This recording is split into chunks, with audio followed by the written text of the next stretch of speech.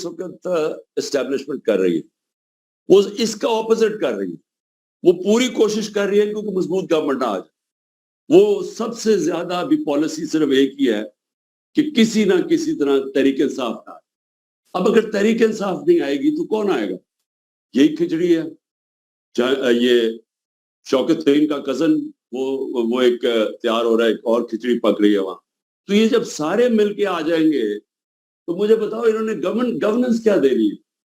यानी वो बिल्कुल ही ऑपोजिट है जो मुल्क की जरूरत है। मुल्क की जरूरत है स्ट्रॉन्ग गवर्नमेंट। ये जो लेके आ रहे हैं वो मोर ऑफ द सेम। यही लोग हैं ना, ये इनमें एक दो और रेलू कटे ऐड हो जाएंगे, लेकिन वो गवर्नेंस कैसे प्रोवाइड करेंगे?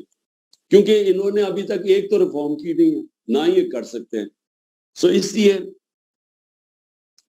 अनफॉर्चुनेटली जो जिस तरफ हम डायरेक्शन जो मुल्क का जा रहा है, मैं एक साल से लगा हुआ हूं कि एक ही तरीका है, इलेक्शन करवाओ।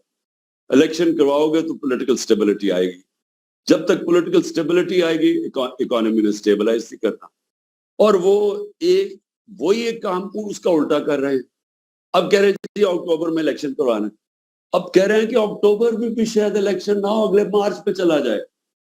वो क्यों चला जाए? क्योंकि जब तक पीटीआई क्रश नहीं हो जाती इन्होंने इलेक्शन नहीं करवाना। अब मुझे ये बताओ कि जिनकी सोच ये है वो पाकिस्तान को तो नहीं सोच रहे। क्योंकि पाकिस्तान का तो जिस तरह हम सब जानते हैं, जिस तरह ये जावेद ने बड़ी अच्छी बात की कि पॉलिटिक्स और इकोनॉमिक्स तो साथ साथ जाते हैं। तो ये अगर इस सिचुएशन के अंदर हमारे पास पॉलिटिकल स्टेबिलिटी नहीं आती तो ना यहाँ कोई रिफॉर्म्स हो सकती है, ना हम इस क्राइसिस से निकल सकते हैं, ना इनके पास कोई रोड मैप है। अब इनके पास तो कोई रोड मैप है ही नहीं।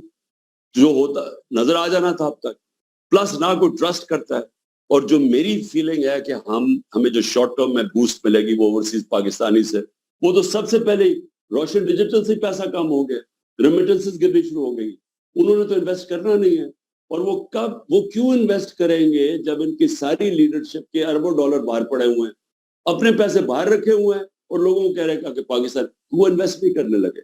तो है ही सिर्फ एक सोल्यूशन कि हमारी जो रिफॉर्म प्रोग्राम की बिगिनिंग होगी वो होगी तब कि फ्री एंड फेयर इलेक्शंस हो, एक पब्लिक मैंडेट से गवर्नमेंट आए और फिर वो सर्जिकल रिफॉर्म्स करे, पब्लिक को अपने साथ ले। पब्लिक इस मुल्क की बड़ी तकड़ी है। अगर हम पब्लिक को सिर्फ ये समझा दें कि आपको ये मुश्किल पीरियड गुजरना पड़ेगा जब तक ये रिफॉर्म्स चलती नहीं है, मेरे ख्याल में पब्लिक साथ चलेगी अगर वो गवर्नमेंट को ट्रस्ट करते हैं। और उसके साथ ये सारे हम प्रोग्राम्स जो हमने शुरू किए हुए थे, जिसमें हेल्थ कार्ड बहुत इंपॉर्टेंट है, क्योंकि ये हेल्थ कार्ड की सिर्फ यही नहीं है कि ये गरीब आदमी का सबसे, जब बेचारा बीमार होता है, आम आदमी, गरीब क्या, अब तो मिडिल क्लास का भी यही हालात है, जब वो सबसे तकलीफ में होता है उसके पास हेल्थ इंश्योरेंस हो तो वो इससे बेहतर नेमत आपने किसी को, आप आम आदमी को दे सकते हैं। लेकिन उसके अलावा पहली दफा प्राइवेट सेक्टर के हॉस्पिटल देहाती इलाकों में जा रहे थे।